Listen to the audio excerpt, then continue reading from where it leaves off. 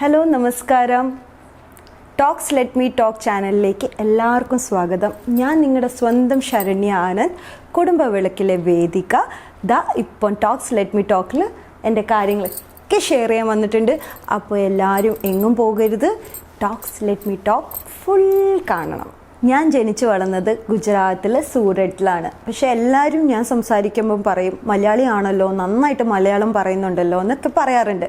പക്ഷേ ഞാൻ മലയാളി ആണെങ്കിലും നാട്ടിൽ വന്നിട്ടാണ് ഇത്ര മലയാളം പഠിച്ചത്. എങ്ങനെ പഠിച്ചതെന്നൊക്കെ പറയാം. എൻ്റെ വീട്ടിൽ അച്ഛൻ്റെ പേര് ആനന്ദൻ, സുജാത എൻ്റെ അമ്മ. എനിക്കൊരു ചെറിയ അനീതിയുണ്ട്. എനിക്കവൾ ചെറുതാണ്, പക്ഷേ ഇപ്പം BB ആണ് പഠിക്കുന്നത്. ദിവ്യദർശന ആനന്ദാണ് പേര്. അപ്പം ഞങ്ങളൊരു ചെറിയ കുടുംബമാണ്. അവിടെയാണ് അച്ഛൻ്റെ ബിസിനസ്സൊക്കെ ആയതുകൊണ്ട് ഗുജറാത്തിലായിരുന്നു സെറ്റിൽഡ്. അവിടെയാണ് അച്ഛൻ്റെ ബിസിനസ്സൊക്കെ ഉണ്ടായിരുന്നത്. അവിടെയാണ് എൻ്റെ 10th വരെ ഞാൻ അവിടെയാണ് എൻ്റെ എഡ്യൂക്കേഷൻ. സമത്ത് ഇംഗ്ലീഷ് മീഡിയം സ്കൂളിലാണ് പഠിച്ചത്. അപ്പോൾ ആ സമയത്തൊക്കെ ഇങ്ങനെ സ്റ്റേജ് പ്രോഗ്രാംസ് ഒക്കെ ഉണ്ടാവുമല്ലോ, കൾച്ചറൽ പ്രോഗ്രാംസ്, ആനുവൽ പ്രോഗ്രാംസ്. അങ്ങനെയൊക്കെയാണ് പതുക്കനെ ഡാൻസൊക്കെ ചെയ്തൊക്കെ തുടങ്ങിയത്.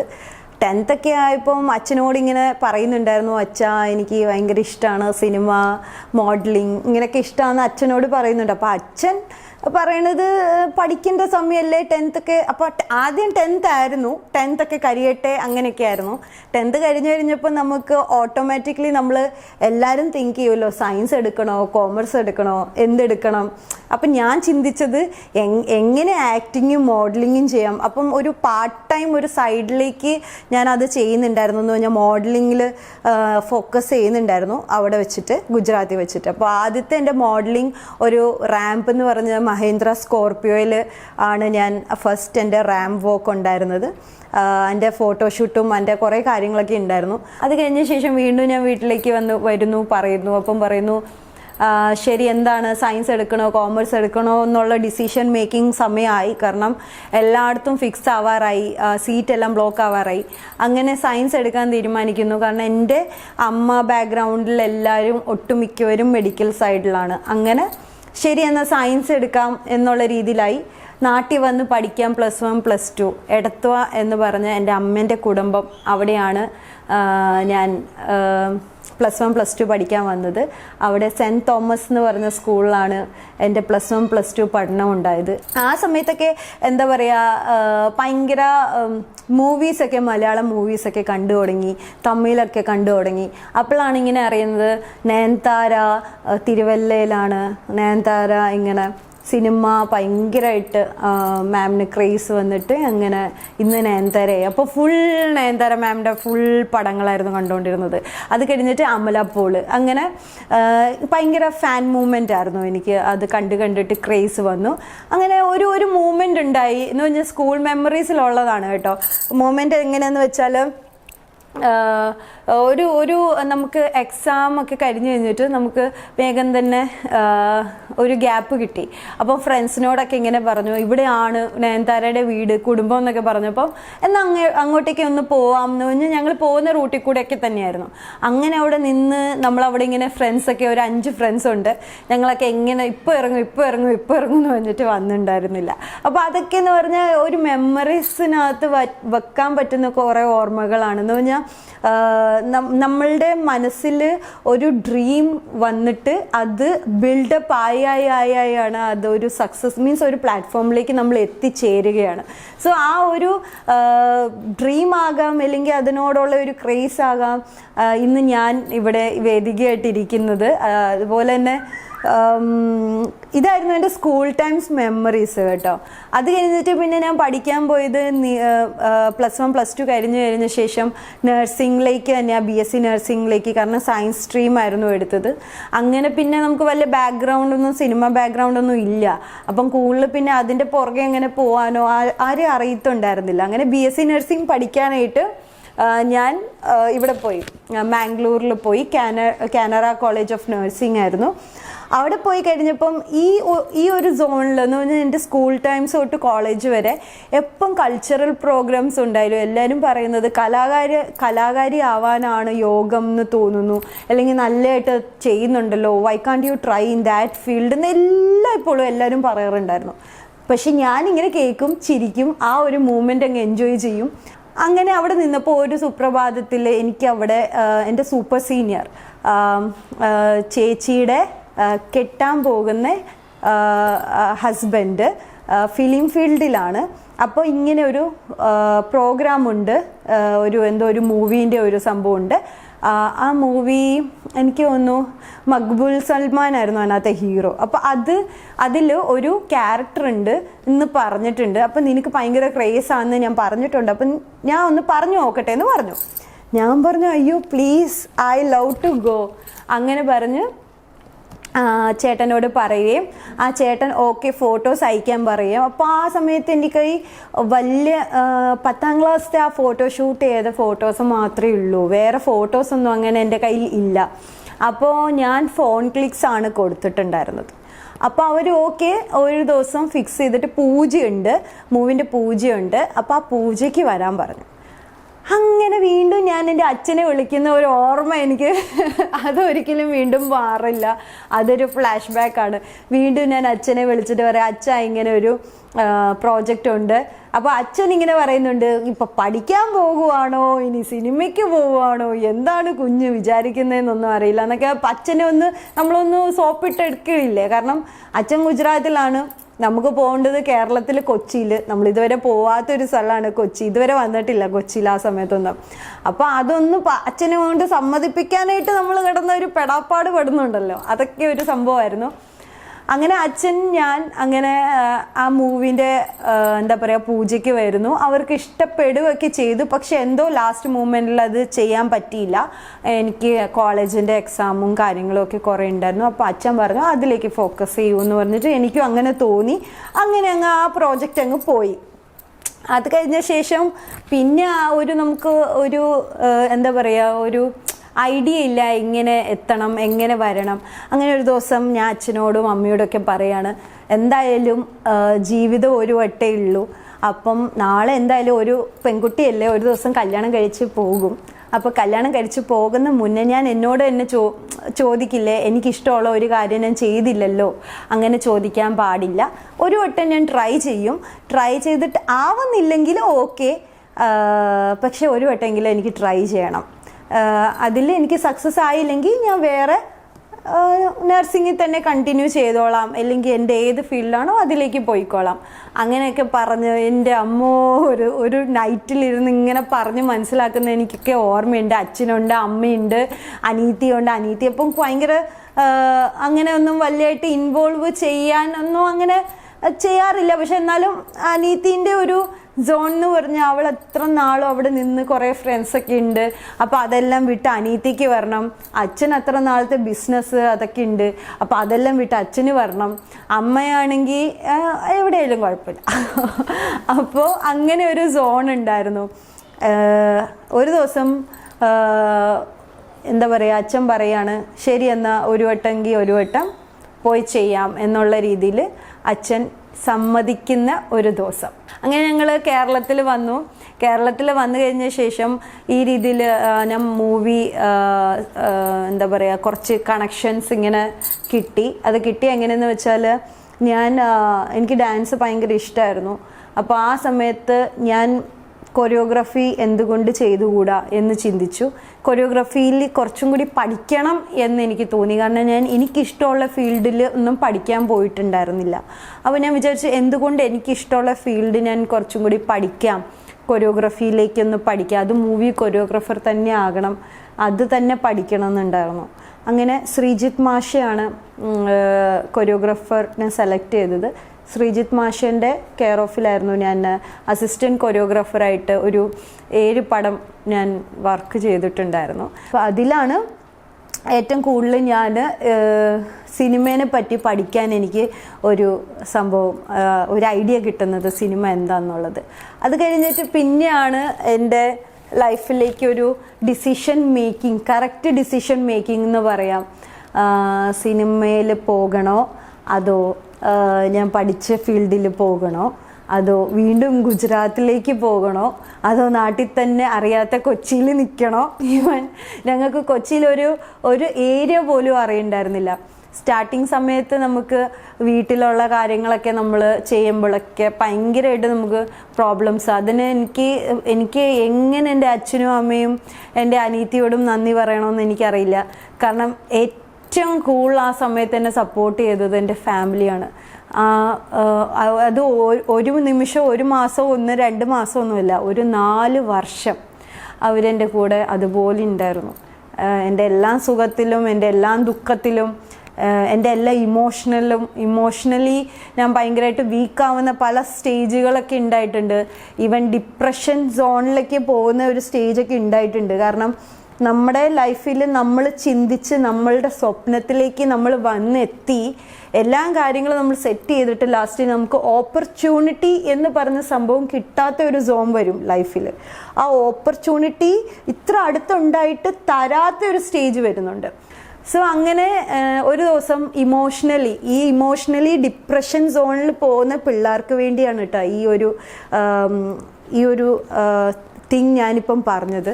കാരണം നമ്മളുടെ ഇപ്പോഴത്തെ ഒരു ഇതിൽ ഭയങ്കരമായിട്ട് കാണുന്നുണ്ട്, ഓപ്പർച്യൂണിറ്റി കിട്ടുന്നില്ലെങ്കിൽ എല്ലാവരും ഡിപ്രഷൻ സോണിലേക്ക് പോകുക, അല്ലെങ്കിൽ സുസൈഡ് അറ്റംപ്റ്റ് ചെയ്യുക, അങ്ങനെ പല സോൺ നമ്മൾ കാണുന്നുണ്ട്. അപ്പോൾ അവർക്ക് വേണ്ടിയിട്ടാണ് ഞാൻ ഇത് മെയിൻലി പറയുന്നത്. എൻ്റെ ലൈഫിലും അങ്ങനെ ഒരു സ്റ്റേജ് ഡിപ്രഷൻ സോണിലേക്കൊക്കെ പോയിട്ടുള്ളതാണ്.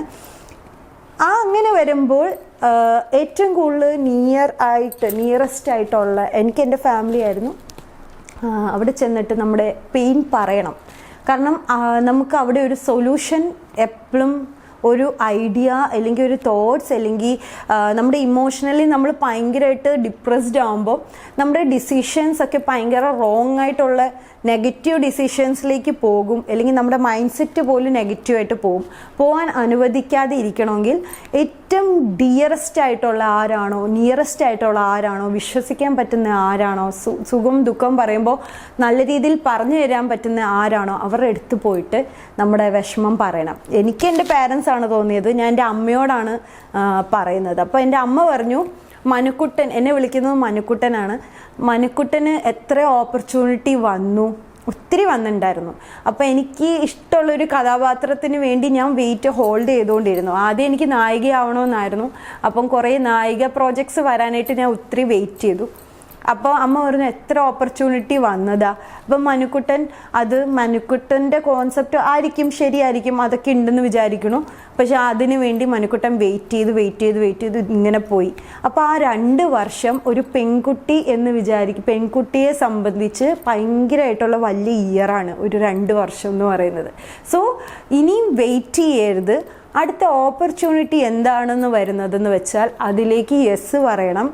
അത് വേറെ ആൾക്കാർ, ജനങ്ങൾ അത് ഫ്രെയിമിൽ കണ്ടു കഴിയുമ്പോഴേ ആൾക്കാർ വിളിച്ചു തുടങ്ങുള്ളൂ. ഇതാണ് എൻ്റെ അമ്മ പറഞ്ഞ ഒരു കാര്യം. അന്ന് ഇതുവരെ ഞാൻ എൻ്റെ ഡിസിഷനിലാണല്ലോ ചെയ്തത്, ഇനി അമ്മ പറയുന്ന ഡിസിഷനിലൊന്ന് ചെയ്ത് നോക്കാം എന്നിരിക്കുമ്പോഴാണ് എനിക്ക് തെലുങ്ക് കുറേ സ്ഥലത്ത് പറയുന്നുണ്ട്. തമിഴ് കൂടെയാണ് ഞാൻ സിനിമാ ലോകത്തേക്ക് വന്നത്. അല്ല, ഞാൻ തെലുങ്കിന്നാണ് സിനിമാ ലോകത്തേക്ക് വരുന്നത്. എൻ്റെ ഫസ്റ്റ് പടം തെലുങ്കിലാണ്. വരുൺ സന്ദേശിൻ്റെ കൂടെ ഒരു ക്യാരക്ടറും അതിനകത്തൊരു സോങ് ഉണ്ടായിരുന്നു. അത് ഭയങ്കര ഹിറ്റായിരുന്നു, ഒരു ദേശി സോങ്. അപ്പോൾ അങ്ങനെയാണ് ഞാൻ സിനിമാ ലോകത്തേക്ക് വരുന്നത്. ഞാൻ നാട്ടിലാണ് ഏറ്റവും കൂടുതൽ മൂവി നോക്കിയിട്ടുണ്ടായിരുന്നത്. പക്ഷെ എനിക്ക് കിട്ടുന്നത് സുപ്രഭാതത്തിൽ ഒരു കോള് വരുന്നത് തെലുങ്കിലാണ്. ഈ അമ്മ പറഞ്ഞ് എനിക്കൊന്ന് നവംബർ ഡിസംബർ ആ മാസത്തേക്ക് ആ സമയത്താണ്, ഒരു മാസം പോലും കംപ്ലീറ്റ് ആയിട്ടില്ല, അപ്പോഴാണ് ഈ കോള് വരുന്നത്. അങ്ങനെ ഞാൻ പോയി ചെയ്യുകയായിരുന്നു വരുൺ സന്ദേശിൻ്റെ മൂവി പഡ്ഡാനിണ്ടി പ്രേമലോ മരി. മഹേഷ് സർ ആയിരുന്നു എൻ്റെ ഡയറക്ടർ, ഭരണി സാറായിരുന്നു ക്യാമറമാൻ. അപ്പോൾ അതായിരുന്നു എൻ്റെ ഫസ്റ്റ് മൂവി തെലുങ്ക്. അത് കഴിഞ്ഞിട്ട് തമിഴിലൊരു മൂവി ചെയ്തു. അതിൽ നായികയായിട്ടാണ് ചെയ്തത്. അത് കഴിഞ്ഞിട്ടാണ് ഞാൻ മലയാളത്തിൽ നിന്ന് വന്നപ്പം മോഹൻലാൽ സാറിൻ്റെ, മേജർ രവി സാറിൻ്റെ 1971 ബിയോണ്ട് ദ ബോർഡേഴ്സ് എന്നുള്ള മൂവിയിൽ ഒരു ചെറിയ മിലിറ്ററി നേഴ്സായിട്ടുള്ള കഥാപാത്രമാണ് ഞാൻ ചെയ്തത്. ആ ഒരു കഥാപാത്രം ചെയ്യുന്ന സമയത്ത് ലാലേട്ടൻ്റെ കൂടെയാണ് കോമ്പിനേഷൻ സീൻ എന്ന് മാത്രമേ എന്നോട് പറഞ്ഞുള്ളൂ. പിന്നെ ഒന്നും നോക്കിയില്ല. കാരണം അറിയാമല്ലോ, ലാലേട്ടൻ്റെ ഒരു ബ്ലെസ്സിങ്സ്, അല്ലെങ്കിൽ മമ്മൂക്ക ലാലേട്ടൻ്റെ ഒക്കെ ഒരു ബ്ലെസ്സിങ്സ് മതി, പിന്നെ ലൈഫ് സെറ്റാണെന്ന് വിശ്വസിക്കുന്ന ഒരാളാണ് ഞാൻ. സോ അപ്പോൾ ഞാൻ പിന്നെ ഒന്നും നോക്കിയില്ല. ശരി സർ, ഓക്കെ ഞാൻ ചെയ്തേക്കാം എന്നുള്ള രീതിയിലാണ് ഞാൻ പറഞ്ഞത്. അത് കഴിഞ്ഞിട്ട് അതിൽ മുന്നേ എനിക്ക് മമ്മൂക്കയുടെ കൂടെ ഒരു നാനാ ഫോട്ടോഷൂട്ട്, എന്താ 12-13 ന്യൂ ഫേസിൻ്റെ കൂടെ മമ്മൂക്ക ഇടയ്ക്ക് നല്ല അറിയാമല്ലോ, കുട്ടപ്പനായിട്ട് മമ്മൂക്ക ഇങ്ങനെ ഇടയ്ക്കുണ്ട്. തൊട്ടടുത്ത് ഈ 12 സുന്ദരിമാരിൽ ഒരു സുന്ദരിയായിട്ട് ഞാനും അവിടെ നിൽപ്പുണ്ട്. ആ സമയത്ത് ആ മമ്മൂക്കയോട് പറയുന്നുണ്ട്, മമ്മൂക്ക ഭയങ്കര ആഗ്രഹം ഉണ്ടായിരുന്നു. മമ്മൂക്കയുടെ അത് പറഞ്ഞപ്പോഴാണ് ഞാൻ ഓർക്കുന്നത്, അന്ന് ഞാൻ മമ്മൂക്കയോട് പറഞ്ഞിരുന്നു, എടത്വയിൽ പഠിച്ചുകൊണ്ടിരിക്കുന്ന സമയത്ത് മമ്മൂക്കയുടെ ഒരു പടം ഷൂട്ടിംഗ് നടക്കുന്ന സമയത്ത് കുറേ നേരം അവിടെ പോയി നിന്നുണ്ടായിരുന്നു. എന്നിട്ട് മമ്മൂക്കേൻ്റെ കൂടെ ഒരു ഫോട്ടോ, അപ്പം നമുക്കറിയില്ലല്ലോ ഇത്രയ്ക്ക് പാടുണ്ട് ഒരു സെൽഫി എടുക്കാനെന്ന്. അപ്പം ഞാനും ഈ സാധാരണ പ്രേക്ഷകരൊക്കെ നിൽക്കുന്ന പോലെ തന്നെ ഞാനും ഇങ്ങനെ ഒരു സെൽഫി എടുക്കാനായിട്ട് ഇങ്ങനെ നോക്കി എത്രയോ മണിക്കൂർ, അതും നമ്മുടെ സ്കൂളിൽ നിന്ന് വിട്ടിട്ട് വിശന്ന് പരവേശമൊക്കെ എടുത്തിട്ട് വന്ന് നിൽക്കുക. ഇപ്പം ഇപ്പം മമ്മൂക്ക വരും, ഇപ്പോൾ ഒരു സെൽഫി എടുക്കും, ഇപ്പോൾ പോവും, ക്ലാസ്സിലൊക്കെ കാണിക്കും, സ്റ്റൈലൊക്കെ കാണിക്കും എന്നൊക്കെ വിചാരിച്ച് എവിടെ കുറേ നേരം നിർത്തി. പിന്നെ നമ്മൾ പോണ്ടി വന്ന് അന്ന് ഞാൻ വിചാരിച്ച മമ്മൂക്കയുടെ കൂടെ ഒരു സെൽഫി എന്തായാലും ഞാൻ എടുക്കും. പക്ഷേ അത് ഈ ഒരു നാനാ ഫോട്ടോഷൂട്ടിലായിരുന്നു. അപ്പോൾ ഈ ഒരു സംഭവം ഞാൻ പറഞ്ഞിട്ടുണ്ടായിരുന്നു. അന്ന് ഞാൻ അനുഗ്രഹം എടുത്തിട്ടുണ്ടായിരുന്നു മമ്മൂക്കയുടെ. അങ്ങനെയാണ് മമ്മൂക്കയുടെ അനുഗ്രഹം കിട്ടി, ലാലേട്ടൻ്റെ അനുഗ്രഹം കിട്ടി, എൻ്റെ സിനിമ തുടങ്ങി, എൻ്റെ സിനിമ ജേർണി തുടങ്ങിയെന്ന് പറയാം. പിന്നെ കുറേ മൂവീസ് ഇങ്ങനെ വന്ന് തുടങ്ങി. ചിലപ്പം എല്ലാവർക്കും അതിനകത്തൊക്കെ ഉണ്ടായിരുന്നോ വേദിക എന്നിനിയും ചിന്തിക്കുമായിരിക്കും. 1971 ബിയോണ്ട് ദ ബോർഡേഴ്സ് കഴിഞ്ഞിട്ട് ഞാൻ പിന്നെ ചെയ്തത് അച്ചായൻസ് ആണ്. കണ്ണൻ താമരക്കുളം സാറുടെ പടമായിരുന്നു. ജയറാം സാറായിരുന്നു അതിനകത്ത്. ജയറാം സാർ, ഉണ്ണി മുകുന്ദൻ, അങ്ങനെയായിരുന്നു മെയിൻ കാസ്റ്റ്. അത് അമല പോളും ഉണ്ടായിരുന്നു. ഞാൻ പറഞ്ഞില്ലേ, രണ്ടാമത് ഞാൻ വീണ്ടും അമല പോളിൻ്റെ അടുത്ത് ചെന്നെത്തി. പിന്നെ മൂന്നാമത്തെ പടം ഞാൻ ചെയ്തത് ആകാശം മിഠായി. അത് കഴിഞ്ഞിട്ട് ചങ്സ്. അങ്ങനെ ഈ ഒരു പടങ്ങൾ കഴിഞ്ഞ ശേഷം എനിക്ക് ഒരേപോലത്തെ ഒരു ക്യാരക്ടേഴ്സ് ആയിരുന്നു എന്ന് പറഞ്ഞാൽ എൻ്റെ ഒരു ചെറിയ കഥാപാത്രങ്ങളായിരുന്നു അവിടെ ചെയ്തത്. ആകാശം മിഠായിൽ ഞാൻ യുവയുടെ ചേച്ചിയായിട്ടാണ് ചെയ്തത്. ചങ്സിൽ സോണിയ മിസ് എന്ന് പറഞ്ഞ കഥാപാത്രം. അപ്പോൾ ഇതിലൊക്കെ ഒരു ചെറിയ ക്യാരക്ടറായിരുന്നു. അത് കഴിഞ്ഞ ശേഷം ഞാൻ വന്നത് ഇതിനല്ല, ഇതിൽ എന്തോക്കെ എനിക്ക് പെർഫോം ചെയ്യാൻ വേണം, പെർഫോമൻസ് ഉള്ള കഥാപാത്രം സെലക്ട് ചെയ്യണമെന്ന് എനിക്ക് തോന്നി. അങ്ങനെ അത് കഴിഞ്ഞ ശേഷം ഞാൻ കുറച്ച് പെർഫോമൻസ് ബേസ്ഡ് ആയിട്ടുള്ള ഒരു കഥാപാത്രങ്ങളാണ് ഞാൻ സെലക്ട് ചെയ്തത്. അതാണ് ചാണക്യതന്ത്രം. കണ്ണൻ താമരക്കുളം സാറുടെ പടമാണ്. അതിനകത്ത് SI മീര എന്ന് പറഞ്ഞ സ്ട്രോങ് ആയിട്ടുള്ള ഒരു ബോൾഡ് ഓഫീസറായിട്ടാണ് ഞാൻ ചെയ്തത്. അനൂപ് മേനോൻ സാറും ഉണ്ണി മുകുന്ദൻ ഏട്ടനായിരുന്നു അതിനകത്ത് ലീഡ് കാസ്റ്റ്. ശിവതയും ശ്രുതി ഇവരായിരുന്നു ലീഡ് ഹീറോയിനായിട്ട് ചെയ്തത്. അത് കഴിഞ്ഞിട്ട് പിന്നെ എല്ലാവർക്കും ഉണ്ടാവുമല്ലോ നായികയാവണം. ഈ നായികയാവാനാണല്ലോ ഞാൻ ഇവിടെ വന്നത്. അപ്പോൾ എനിക്കുണ്ടായിരുന്നു. അങ്ങനെ ദൈവം സഹായിച്ച് എനിക്ക് അങ്ങനത്തെ ഒരു പടം ദൈവം എനിക്ക് തന്നു. ആ പടമാണ് ലാഫിംഗ് അപ്പാർട്ട്മെൻറ്റ് നിയർ ഗിരിനഗറും തനഹ എന്ന് പറഞ്ഞ പടം. ലാഫിംഗ് അപ്പാർട്ട്മെൻറ്റ് നിയർ ഗിരിനഗറും തനഹയും ചെയ്തുകൊണ്ടിരിക്കുമ്പോൾ എനിക്ക് ഭയങ്കര സന്തോഷമായിരുന്നു. കാരണം എത്രയോ വർഷത്തെ ഒരു പെയിൻ ആ ഒരു നമ്മൾ മെമ്മറിയിൽ ഉണ്ടത്. നമുക്ക് ആ ഒരു നമ്മളെത്ര ആത്മാർത്ഥതയായിട്ട് വിട്ടുകൊടുക്കാതെ തന്നെ സ്ട്രോങ് ആയിട്ട് നിന്നിട്ടുണ്ടായിരുന്നു സിനിമയ്ക്ക് വേണ്ടി. അപ്പോൾ അതൊക്കെ ഇങ്ങനെ ഓർത്തുകൊണ്ടാണ് ഞാൻ ഓരോ ഷൂട്ടിങ്ങും ചെയ്തത്. തനഹ ഷൂട്ടിംഗ് നടന്നത് തൃശ്ശൂരായിരുന്നു. അതിനകത്ത് SP പോളി ഫിലിപ്പ് എന്ന് പറഞ്ഞ ഒരു സ്ട്രോങ് ഓഫീസറിൻ്റെ കഥാപാത്രമാണ് ഞാൻ ചെയ്തത്. പ്രകാശ് സാറായിരുന്നു എൻ്റെ ഡയറക്ഷൻ ചെയ്തത്.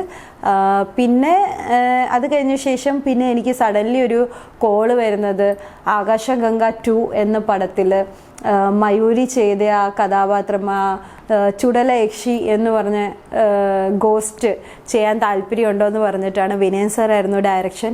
ഒന്നും നോക്കിയില്ല, ഞാൻ ചെയ്തോളാം സാർ എന്ന് പറഞ്ഞിട്ട് ആ ചുടലയക്ഷി എന്ന് പറഞ്ഞ കഥാപാത്രം ചെയ്യുകയാണ്. അവിടെ ചെന്ന് കഴിഞ്ഞിട്ടാണ് ചുടലയക്ഷിക്ക് മൊത്തമേ കരിഞ്ഞ ജഡമായിട്ടാണ് വരുന്നതെന്ന് മനസ്സിലായത്. പക്ഷെ സ്റ്റിൽ മുഖം കാണുമോ കാണത്തില്ലയോ എന്നുള്ള അല്ലായിരുന്നു അവിടെ എൻ്റെ മനസ്സിൽ വന്നത്. അതൊരു കഥാപാത്രമാണ്. അപ്പോൾ നല്ല ടീമാണ്, ഞാൻ വർക്ക് ചെയ്യും, നമ്മൾ ഇതിൽ നിന്ന് ജീവിക്കുന്നവരാണ്. അപ്പോൾ അതിൽ ആത്മാർത്ഥത ഉണ്ട്. അപ്പോൾ അത് ഒരു വട്ടം നമ്മൾ പറഞ്ഞതാണ്. സോ അങ്ങനെ അത് ചെയ്യാമെന്നുള്ള തീരുമാനമായി. അതുകൊണ്ട് ദൈവം സഹായിച്ചിപ്പോൾ നെക്സ്റ്റ് വിനയൻ സാറുടെ പ്രോജക്റ്റിൽ ഞാനുണ്ട്. അതെല്ലാം ദൈവത്തിൻ്റെ ഒരു കൃപ. പിന്നെ അത് കഴിഞ്ഞിട്ട് മമ്മൂക്കയുടെ പടം മാമാങ്കത്തിനകത്ത് മമ്മൂക്കയുടെ കൂടെ ചെയ്യാൻ പറ്റി, ഒരു കഥാപാത്രം ചെയ്യാൻ പറ്റി. അതിൽ ഒത്തിരി സന്തോഷം. അങ്ങനെ സിനിമകൾ ഇങ്ങനെ ചെയ്തിരിക്കുമ്പോഴാണ് നമ്മുടെ എന്താ പറയുക, ഇതിൻ്റെ ഇടയ്ക്ക് വേറെ കുറേ കാര്യങ്ങളുണ്ട്. എന്ന് പറഞ്ഞാൽ എന്നെ കുറേ പേർക്ക് വീണ്ടും അറിയാം, ചാനലിൽ കൂടെ തന്നെ ആയിരിക്കും അറിയാവുന്നത്. ഏഷ്യനെറ്റിൽ ഡെയർ ദി ഫിയർ ആർക്കൊണ്ടി ചങ്കൂറ്റം എന്ന് പറഞ്ഞ ഒരു ചങ്കൂറ്റമുള്ള ഒരു പരിപാടി ഉണ്ടായിരുന്നു, അഡ്വഞ്ചറസ് ഷോ. അതിനകത്ത് നന്നായിട്ട് ടാസ്കും കാര്യങ്ങളും ഒക്കെ ചെയ്തുകൊണ്ടിരുന്ന ഒരു പ്രോഗ്രാമായിരുന്നു. അപ്പോൾ കുറേ പേർക്ക് അങ്ങനെ എന്നെ അറിയാം, ഭയങ്കര അഡ്വഞ്ചറസ് ആയിട്ടുള്ള ഒരു കുട്ടിയാണെന്നറിയാം. പിന്നെ മനസ്സിലായതെന്ന് പറഞ്ഞാൽ കേരളത്തിൽ കേരള ഡാൻസ് എന്ന് പറഞ്ഞ ഒരു റിയാലിറ്റി ഷോ വന്നു. അപ്പോൾ അതിനകത്ത് ഡാൻസ് കളിക്കുന്നതായിട്ടാണ് പിന്നെ ആൾക്കാരെന്നെ കാണുന്നത്. എന്ന് പറഞ്ഞാൽ ഒരു മെൻറ്ററായിട്ട്, മനോജ് എന്ന് പറഞ്ഞ ഒരു കുട്ടിയുടെ മെൻറ്ററായിട്ടാണ് ഞാൻ ചെയ്തത്. അപ്പോൾ അങ്ങനെയാണ് സിനിമയിലൊന്നും കാണാത്തൊരു മുഖം ഈ കുട്ടിക്കുണ്ടല്ലോ. അഡ്വഞ്ചറസ് ആയിട്ട് ചെയ്യും, അതുപോലെ എന്നിട്ട് ഡാൻസ് ഒക്കെ ചെയ്യുന്നുണ്ട്. അങ്ങനെ ഒത്തിരി സ്റ്റേജ് റിയാലിറ്റി ഷോസൊക്കെ, ഒത്തിരി സ്റ്റേജ് ഷോസൊക്കെ വെളിനാട്ടിലൊക്കെ ഞാൻ പോയി ചെയ്തിട്ടുണ്ട്. US ഷോസ്, അങ്ങനെ ഒത്തിരി ഷോസ് ഞാൻ ചെയ്തു. കാരണം ഞാൻ പറഞ്ഞല്ലോ, ഈ കൊറിയോഗ്രഫി ബാക്ക്ഗ്രൗണ്ട്, ഡാൻസ് ബാക്ക്ഗ്രൗണ്ടിൽ നിന്നാണ്. അപ്പം അങ്ങനെ എനിക്ക് നന്നായിട്ട് മാനേജ് ചെയ്യാൻ പറ്റിയിട്ടുണ്ടായിരുന്നു. ഇതൊക്കെ ഇങ്ങനെ ഇരിക്കുമ്പോഴാണ് നമ്മുടെ ഈ കോവിഡ് എന്നുള്ള ഒരു കൊറോണയൊക്കെ വന്ന് ഇങ്ങനെ ഭയങ്കര പ്രശ്നമൊക്കെ ആയി നടക്കുന്ന സമയത്ത് എനിക്ക് കുറേ വർഷം തൊട്ടിട്ടേ ഏഷ്യനെറ്റിൽ നിന്ന് എനിക്കിങ്ങനെ കോൾ വരുന്നുണ്ടായിരുന്നു. ഇങ്ങനെ സീരിയലിൽ ചെയ്യാൻ താല്പര്യമുണ്ടോ എന്ന് പറഞ്ഞിട്ട് ഹോൾഡ് ചെയ്ത് പോവുമായിരുന്നു. അപ്പോൾ ഈ കൊറോണ സമയത്താണ് എനിക്കൊരു കോള് വരുന്നത്. ഇങ്ങനെ കുടുംബ വെളുക്കെന്നുള്ള ഒരു സീരിയലുണ്ട്, അത് തുടങ്ങിയിട്ടുണ്ട് ഓൾറെഡി. അതിൻ്റെ സ്ക്രിപ്റ്റ് ഇതാണ്. വേദിക എന്നൊരു കഥാപാത്രമാണ് ചെയ്യേണ്ടത്. വേദിക ഇന്ന കാര്യങ്ങളാണ് ഇപ്പം ചെയ്യാൻ പോകുന്നത്, താല്പര്യമുണ്ടോ എന്ന് ചോദിച്ചു. ഞാൻ അപ്പം വിചാരിച്ചു, എനിക്ക് സിനിമ ഇത്ര നാൾ ഞാൻ ചെയ്തിട്ടുണ്ടെങ്കിലും ഒരു ഇഷ്ടപ്പെടുന്ന ഒരു കഥാപാത്രമുണ്ടല്ലോ, നമുക്കൊരു പെർഫോമൻസ് ബേസ്ഡ് ആയാലും നമ്മൾക്ക് നമ്മുടെ ബോഡി ലാംഗ്വേജിനും അതുപോലെ തന്നെ അതിനൊക്കെ സൂട്ടാകുന്ന ഒരു കഥാപാത്രം. പിന്നെ എന്താ പറയുക, പല സോണിൽ ആ ക്യാരക്ടർ ഇമോഷണലി പോകണം. അപ്പം അങ്ങനെയൊക്കെ എനിക്ക് ഈ വേദിക എന്ന് പറഞ്ഞ കഥാപാത്രത്തിൽ എനിക്ക് കാണുന്നുണ്ടായിരുന്നു സ്ക്രിപ്റ്റ് കേട്ടപ്പോൾ.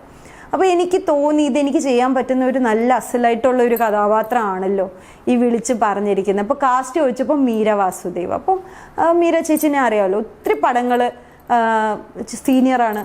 അപ്പോൾ ഒത്തിരി എന്നാൽ ശരി, കുടുംബ വിളക്കെന്നുള്ള നല്ല റേറ്റിംഗ്, നമ്പർ 1 റേറ്റിംഗ് ഉള്ള സീരിയലും കൂടിയാണ്.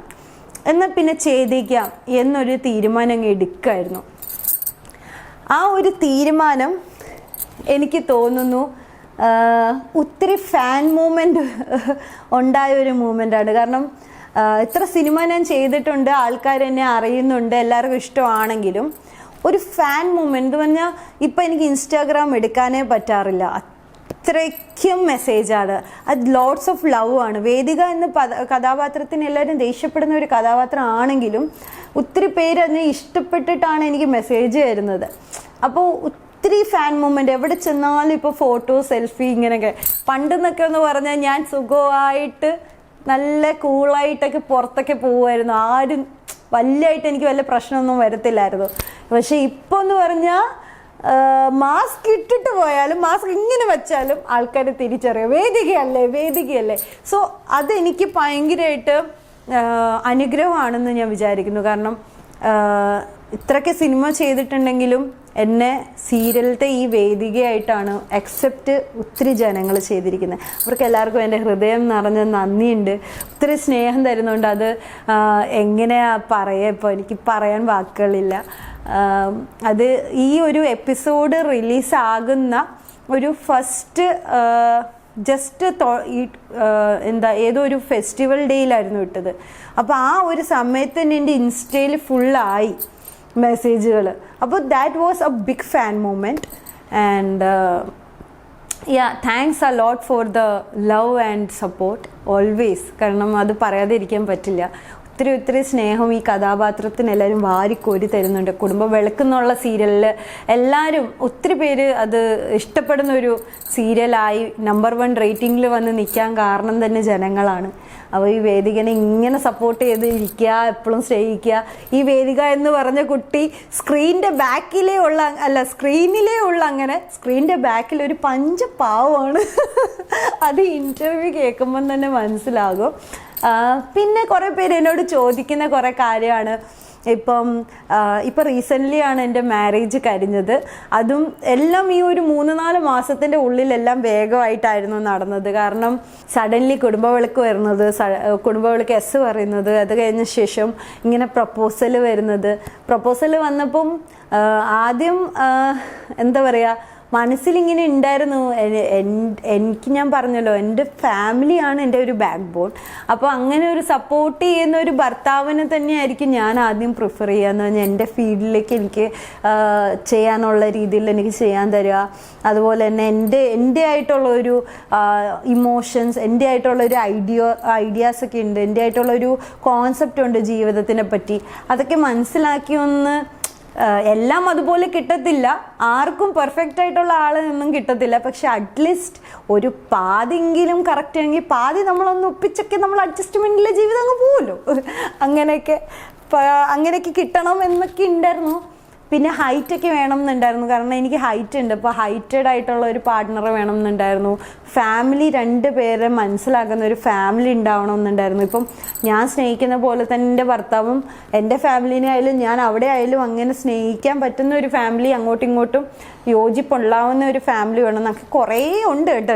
ഇങ്ങനെ തുറേന്ന് ലിസ്റ്റ് കിടപ്പുണ്ട്. പക്ഷെ അങ്ങനെ കുറച്ച് കാര്യങ്ങളൊക്കെ നോക്കിയിട്ട് ലാസ്റ്റ് ആണ് എൻ്റെ ഹസ്ബൻഡിനെ ഞാനിങ്ങനെ കണ്ടെത്തിയത്. എൻ്റെ ഹസ്ബൻഡിൻ്റെ പേരാണ് മനേഷ് രാജൻ നായർ. അങ്ങനെ ഞങ്ങൾ ഫിക്സ് ചെയ്യുകയാണ്. അദ്ദേഹം സെറ്റിൽഡ് ഇപ്പം നാഗ്പൂരിലാണ്, ചാലക്കുടിയാണ് നാട്. അങ്ങനെ നവംബർ 4-ാം തീയതി എൻ്റെ കല്യാണം കഴിഞ്ഞു. ഞാൻ മാരീഡായി. ഗുരുവായൂർ വെച്ചിട്ടായിരുന്നു എൻ്റെ കല്യാണം. It was A really memorable day for me, even എൻ്റെ ഫാമിലിക്കും. അവിടെ എല്ലാവരും ഇരുന്ന് ലൈവ് കേൾക്കുന്നുണ്ട്. അങ്ങനെ മാരീഡായി. ആൻഡ് അദ്ദേഹം ചെയ്യുന്നത് ബിസിനസ്സാണ്. കാപ്പല്ലോ എന്ന സാലോൺ ആണ്. ഞങ്ങൾക്ക് 21 ഔട്ട്ലെറ്റ്സ് ഉണ്ട്. പല സ്റ്റേറ്റിലാണ് ഉള്ളത്, ഒത്തിരി സ്റ്റേറ്റിലുണ്ട്. അത് കഴിഞ്ഞിട്ട് പിന്നെ ലോണ്ട്രിഫൈ എന്ന് പറഞ്ഞ ഒരു ചെയിൻ ബിസിനസ്സാണ്. പിന്നെ ഇപ്പം ഗ്രിൽഡിഫൈ എന്ന് പറഞ്ഞിട്ട് ഒരു ഫുഡ് ബേസ്ഡ് ബിസിനസ്സും ഉണ്ട്. അങ്ങനെ ഒരു മിനി ബിസിനസ് മാനെയാണ് ഞാൻ കല്യാണം കഴിച്ചിരിക്കുന്നത്. അപ്പോൾ അദ്ദേഹത്തിൻ്റെ ഒരു കോൺസെപ്റ്റ് എന്നു പറഞ്ഞാൽ ഞാനും ഒരു ബിസിനസ് വുമൺ, അങ്ങനത്തെ ഒരു കോൺസെപ്റ്റാണ് എനിക്കും. അപ്പോൾ അദ്ദേഹത്തിനും അങ്ങനത്തെ ഒക്കെ ഒരു കോൺസെപ്റ്റാണ്. സോ അങ്ങനെ ഒരു പ്രൊഫഷണലി ഞങ്ങൾക്ക് അങ്ങനെ ഒരു ഐഡിയ ഉണ്ട്. പിന്നെ അദ്ദേഹവും ഇങ്ങനെ എന്താണ് മിസ്റ്റർ നാഗ്പൂറോ അങ്ങനെ എന്തൊക്കെ ചെയ്തിട്ടുണ്ട്. അപ്പം എന്തോ ടൈറ്റിൽ വിന്നറൊക്കെ ആയിരുന്നു. സോ എവിടേക്കൊക്കെയോ സാമ്യമുണ്ട്.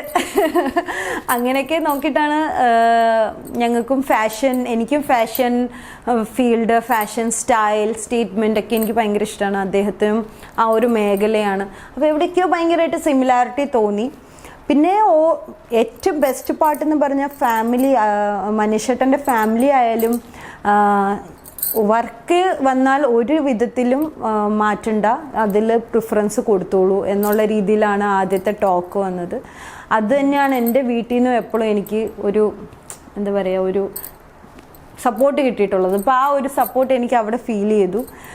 മനീഷേട്ടനാണെങ്കിലും അങ്ങനെയാണ്. പിന്നെ കുറേ പേർക്കൊരു ചോദ്യമുണ്ട്, നിങ്ങൾ 2 പേര് ലവ് മാരേജ് ആണോ? കാരണം ഞങ്ങൾ പ്രീ വെഡ്ഡിങ് ഷൂട്ടിൻ്റെ ഫോട്ടോസും വീഡിയോസും ഒക്കെ കണ്ടിട്ട് എല്ലാവർക്കും തോന്നി ഞങ്ങളിനി ലവ് മാരേജ് ആണോ.